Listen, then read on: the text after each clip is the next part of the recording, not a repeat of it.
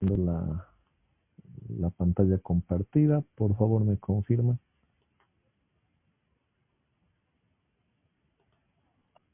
Sí, doctor.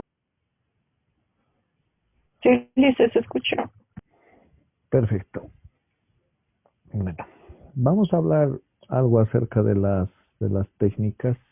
Esta es una primera parte porque para que se entienda sobre todo los textos voy a hacer una segunda clase más. Así que, pero va a ser la siguiente, en la que vamos a ver sobre todo imágenes de placas histológicas y también de distintas técnicas particularmente fotografías que se utilizan mucho en los libros de histología con la finalidad de que ustedes puedan aplicar, digamos, esas descripciones o al ver estas imágenes tengan una correcta interpretación, ¿no?, de lo que están viendo. Bueno, entonces por ahora vamos a hacer solo un preámbulo en cuanto al equipo que se utiliza en el laboratorio de patología para poder preparar muestras y que sean llevadas generalmente al microscopio óptico. Y en la siguiente clase de la siguiente semana vamos a ver cómo se prepara para el microscopio electrónico, ¿no?, que todavía es mucho más complejo. Muy bien. Como pueden observar en esta imagen, se necesita bastante material, ¿no? Es un laboratorio histológico clásico, necesita muchos implementos, mucho material. Aquí tenemos, por ejemplo, en la imagen de la izquierda, empezando de la izquierda hacia la derecha, tenemos las divisiones, ¿no?, que van a permitir preparar la parafina, ¿no?, para que se solidifique y sacarla en cubitos.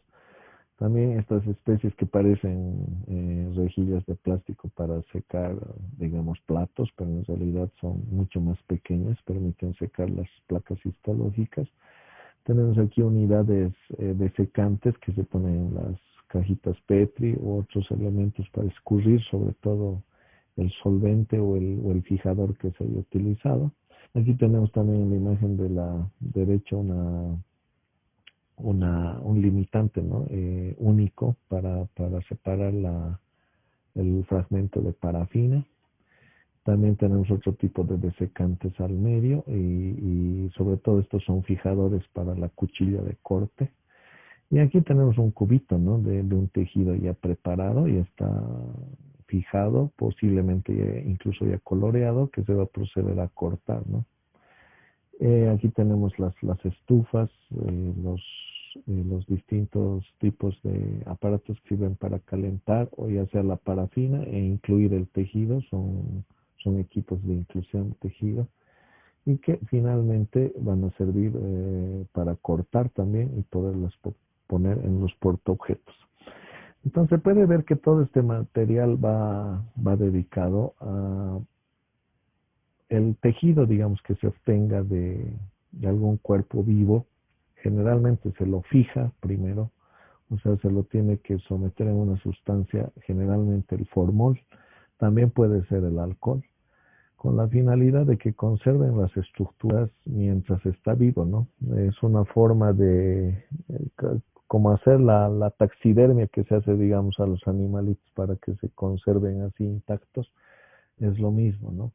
Es como una disecación que se va a hacer para que se pueda conservar, pero se lo hace mediante el formaldehído, pues su nombre más común es el formol, o mediante el alcohol también se puede hacer.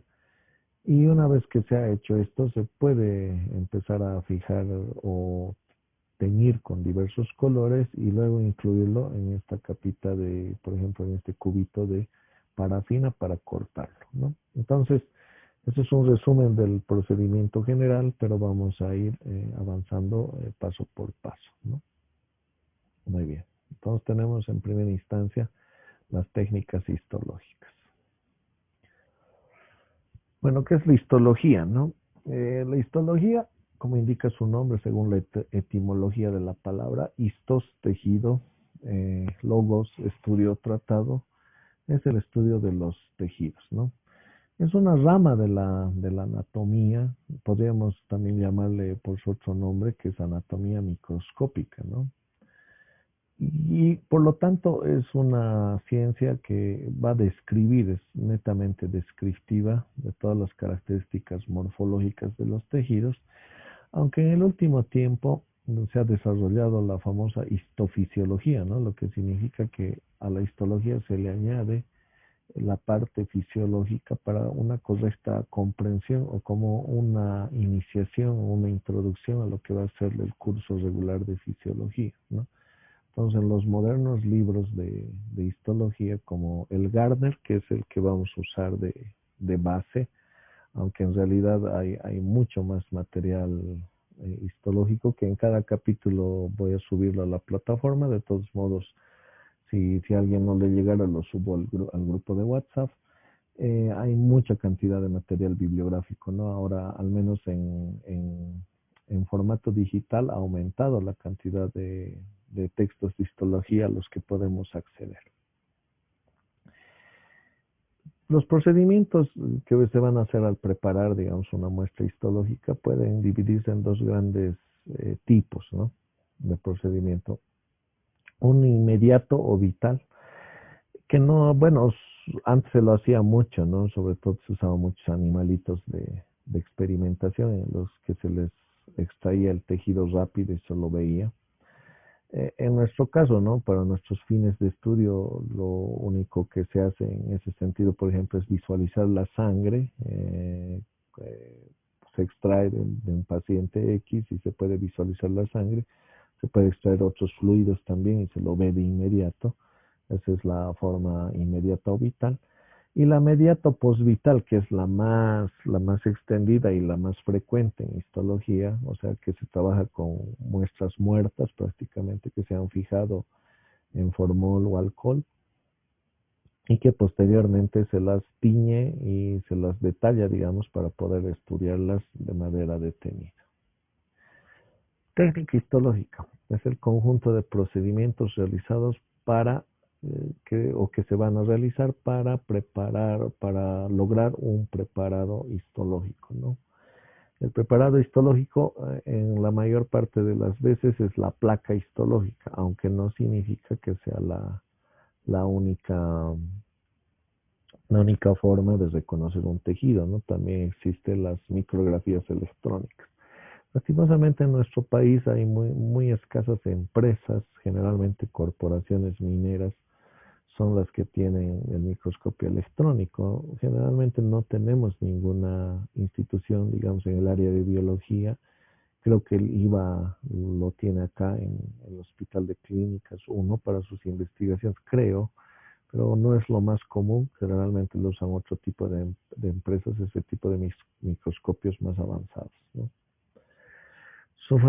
Su finalidad es preparar células, se alteran las membranas, lo que produce los elementos internos difundan al exterior.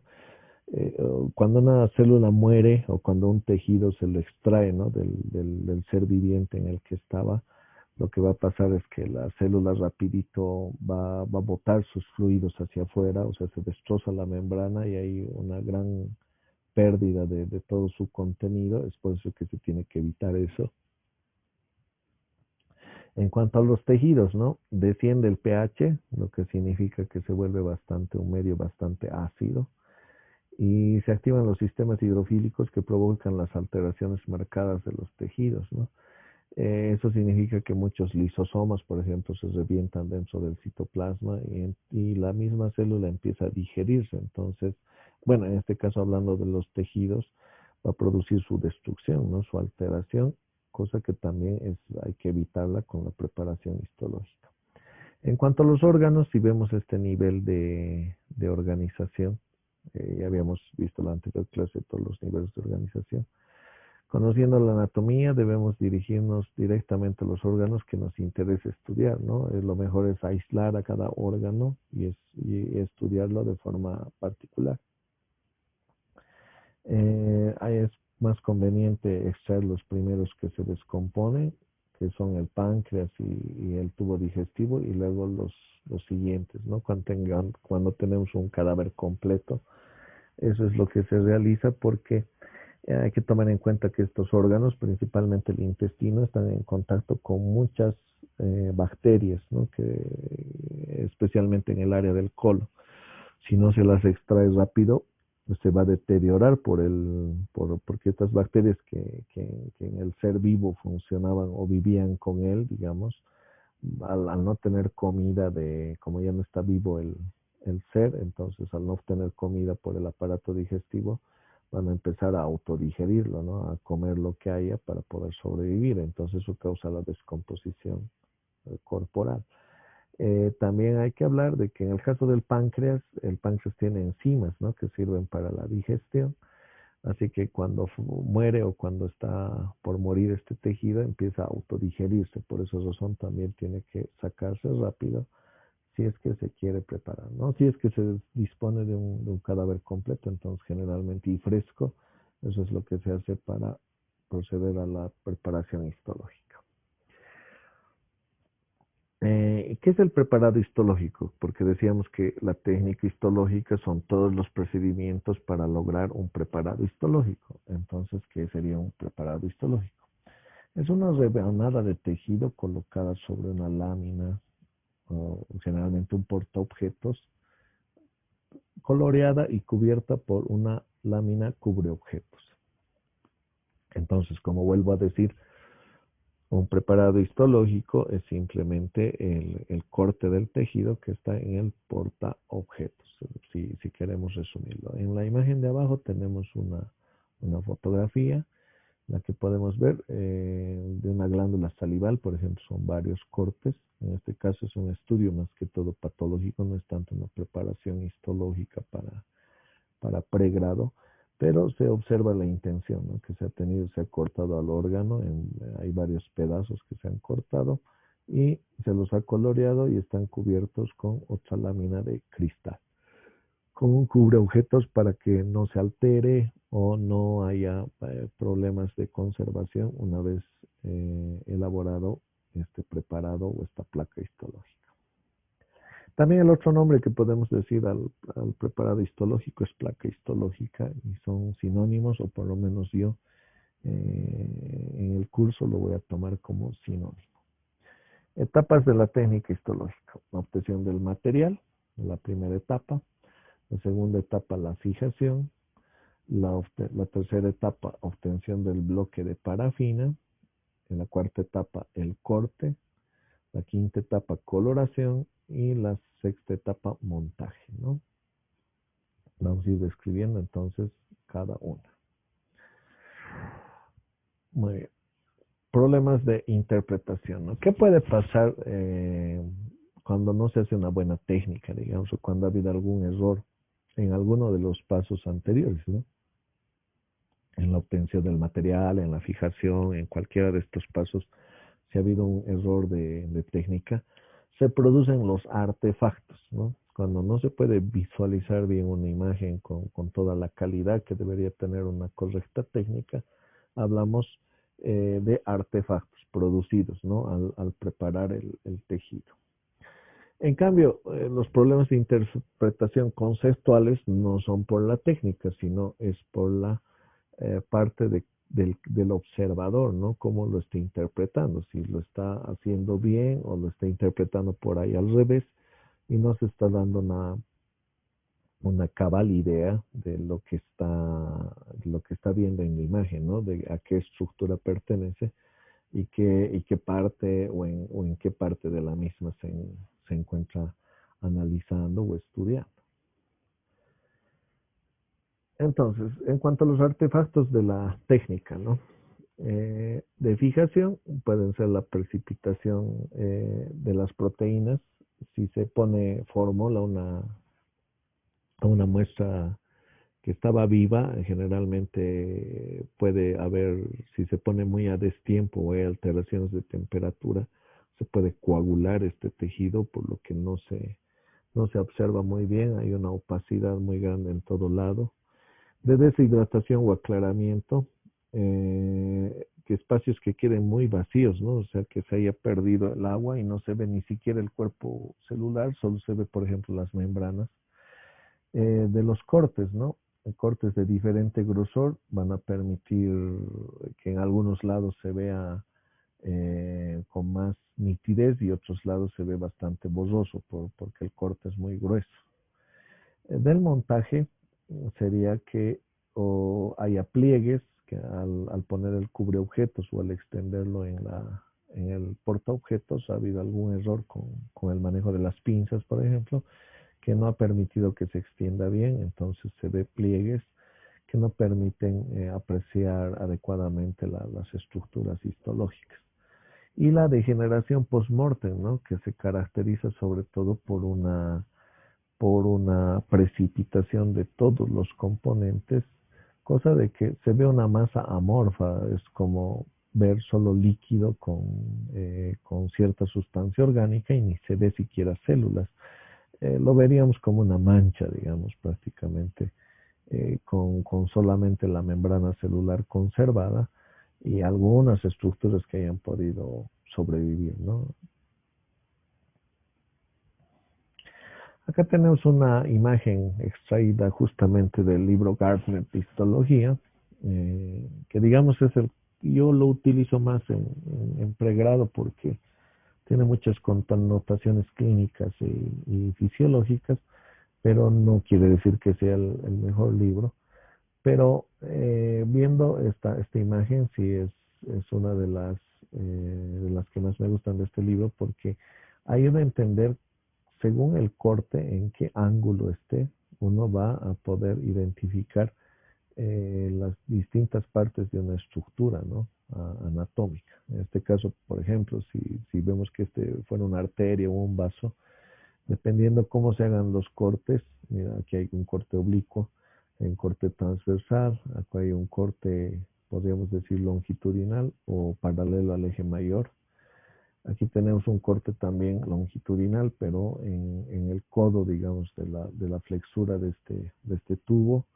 Aquí tenemos otro corte también. Entonces, según el nivel de corte y el sentido en que se haga este corte, vamos a apreciar de distintas maneras, en distintos ángulos y de distintas vistas un órgano.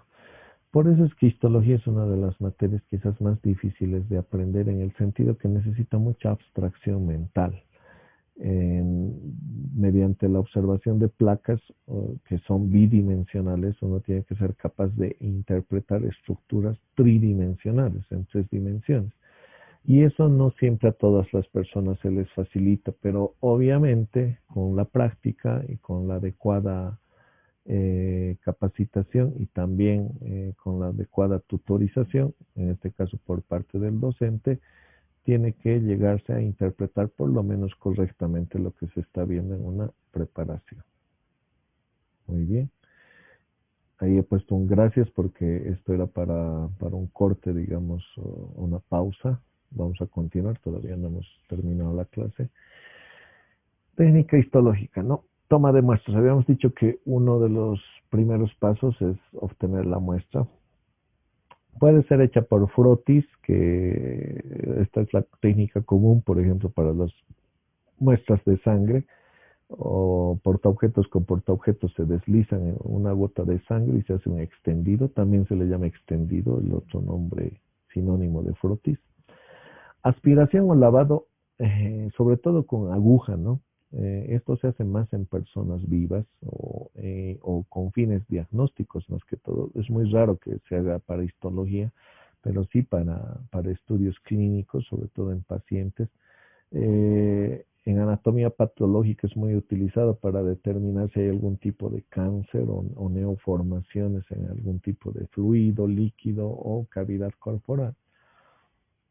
Fusión por aspiración con aguja fina, por ejemplo, también es casi lo mismo que el anterior, solo que se utiliza una aguja muy particular, es casi microscópica y que va a recoger células muy específicas. Por ejemplo, se puede usar para ciertos análisis de mama para descartar cáncer.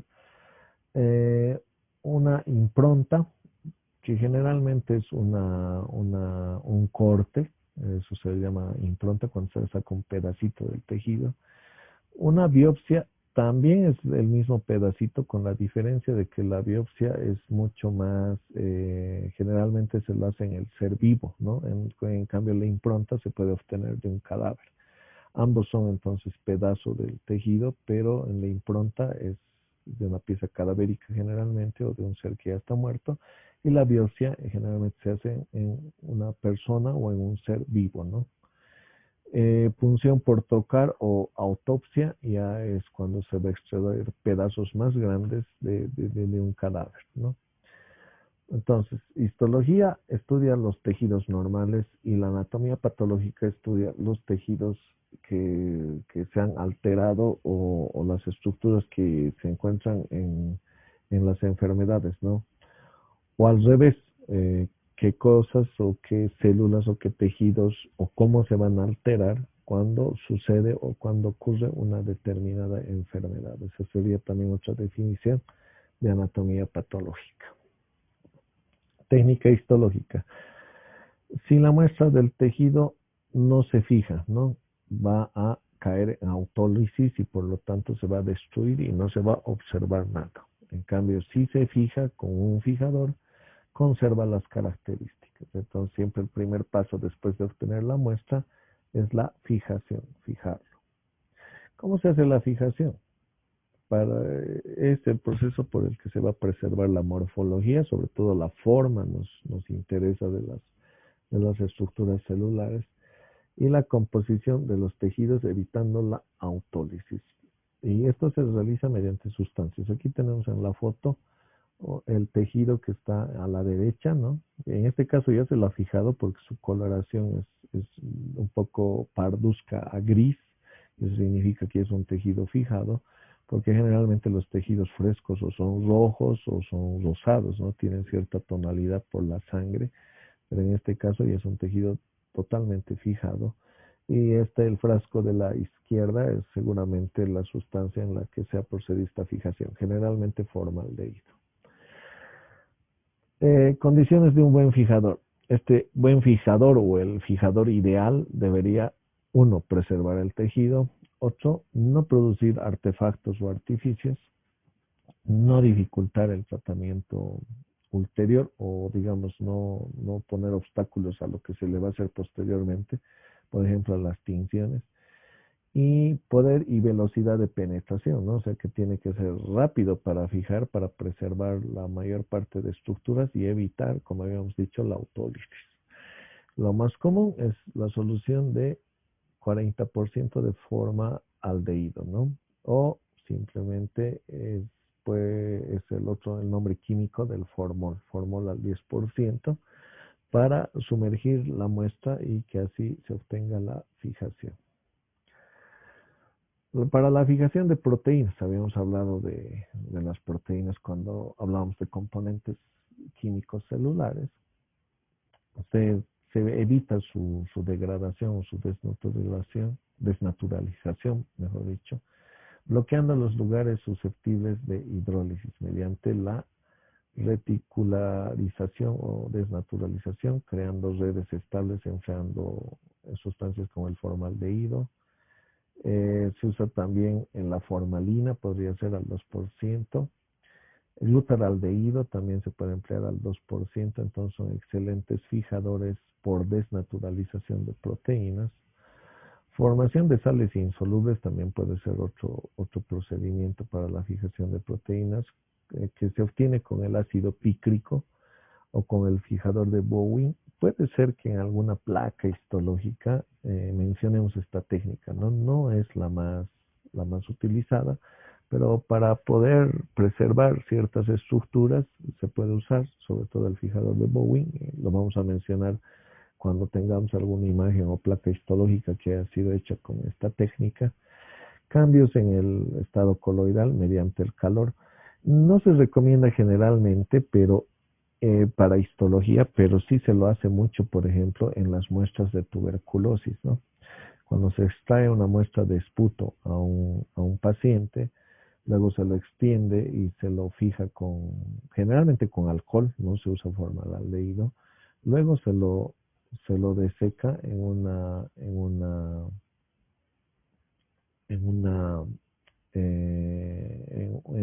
cerca a una estufa o cerca a una fuente de calor para que seque rápido y se proceda a la tinción, ¿no? Entonces no se lo hace con las demás muestras o con las que probablemente veamos en laboratorio, pero sí se lo hace en otras técnicas, por ejemplo, de diagnóstico clínico, como es la detección de tuberculosis en el esputo.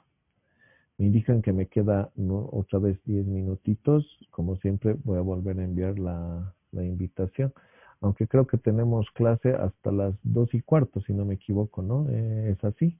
¿Eso me confirma? Eso sí dice. Vaya, y a las 2:15 tienen otra clase, ¿no? Sí, doctor. Perfecto, entonces lo que vamos a hacer es que hasta donde dé el resto de tiempo y continuamos la otra clase con las técnicas histológicas, ¿ya? Porque nos va a quedar muy poco tiempito, unos 15 minutos. Muy bien. Entonces, tenemos el fijador de Bowen es una de las técnicas. También cambios en el estado coloidal se puede hacer mediante el calor, se puede fijar, pero no se lo utiliza mucho para tejidos, sí en exámenes de tuberculosis. Y modificación del punto isoeléctrico, ¿no? Con ácido acético o acetona. Permite la conservación de otras estructuras, ¿no? La acetona puede ser una técnica alternativa, pero elimina otras y por eso es que no es la más usada. También que en otros aspectos no permite, por ejemplo, la inclusión muy fácil en parafina y por eso es que no se lo usa tanto, pero sí es una forma distinta a preservar o de fijar el tejido alternativa al formaldehído, ¿no?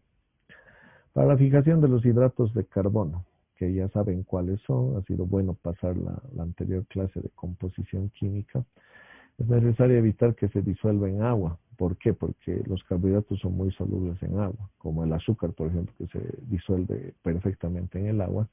Para ello hay que extraer el agua mediante fijadores cuya afinidad por ellos o que tengan la propiedad de extraer agua.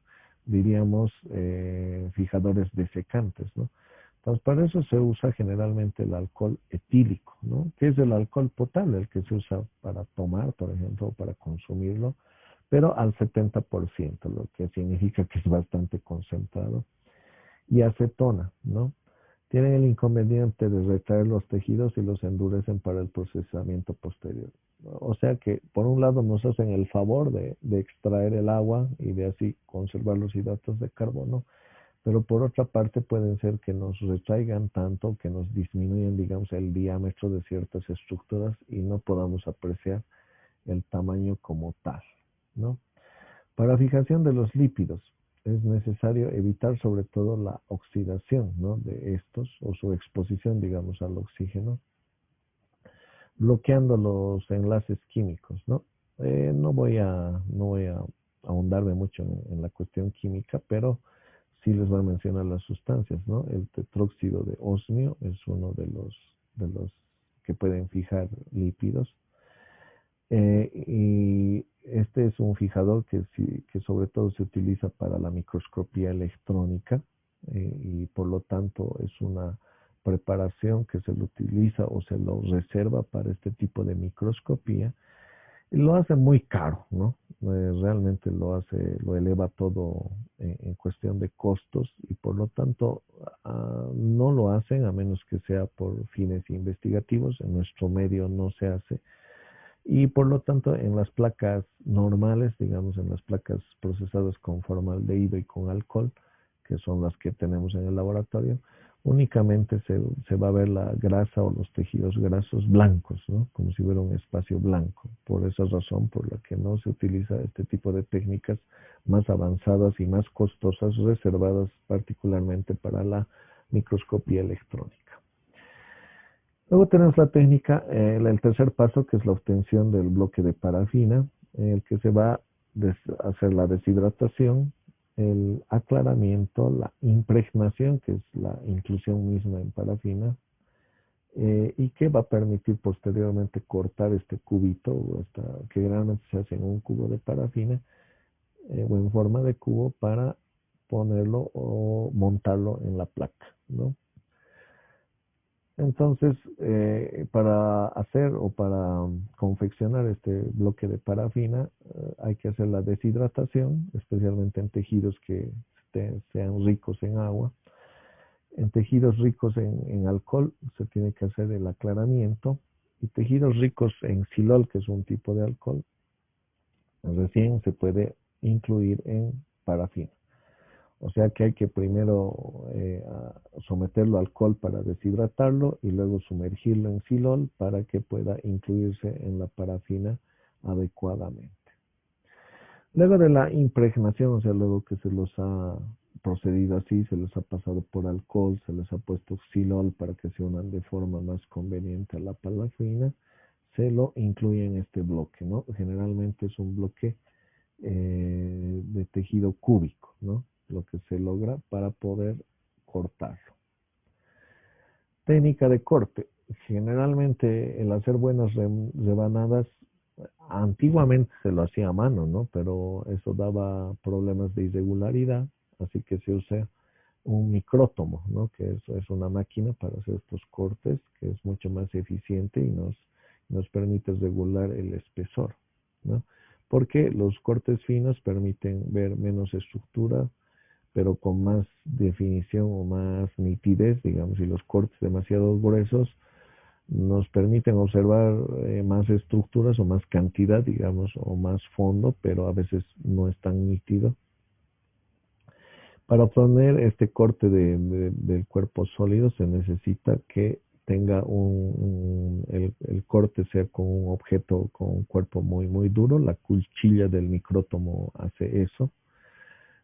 Y para que sea de este modo o el corte más preciso se necesita que esté duro, ¿no? El cubito de parafina.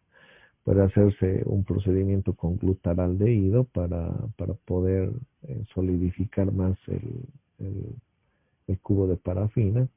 Puede ser otro procedimiento, la congelación, ¿no? Del micrótomo para hacer preparaciones rápidas. Esto ocurre sobre todo cuando se van a hacer muestras en pacientes que se les extrae en operaciones. Se lleva rápido al congelador y con un micrótomo muy, muy especializado. Congelación en criostato también con el mismo fin. Entonces ambos procedimientos se hacen más que todo en operaciones o durante cirugías en las que se va a obtener la muestra rápida, ¿no? En el cambio, en la preparación estándar se utiliza el glutaraldehído. Entonces, la parafina sigue siendo uno de las sustancias en las que se hacen las inclusiones más comunes, y de hecho que todas las placas que tenemos en laboratorio están hechas con ese procedimiento. Pero otras sustancias en las que se puede hacer la inclusión es la celoidina, e incluso las resinas epoxi, aunque se reservan estas resinas epoxi sobre todo para las preparaciones en micrografía electrónica o con microscopio electrónico, que se van a observar en microscopio electrónico. El corte, ahí tenemos los micrótomos, ¿no? Distintos tipos de micrótomo. Este es el más antiguito, el que tiene un disco, ¿no? Que tiene una manivela, entonces mecánicamente se va cortando. Ese es el más usado, digamos.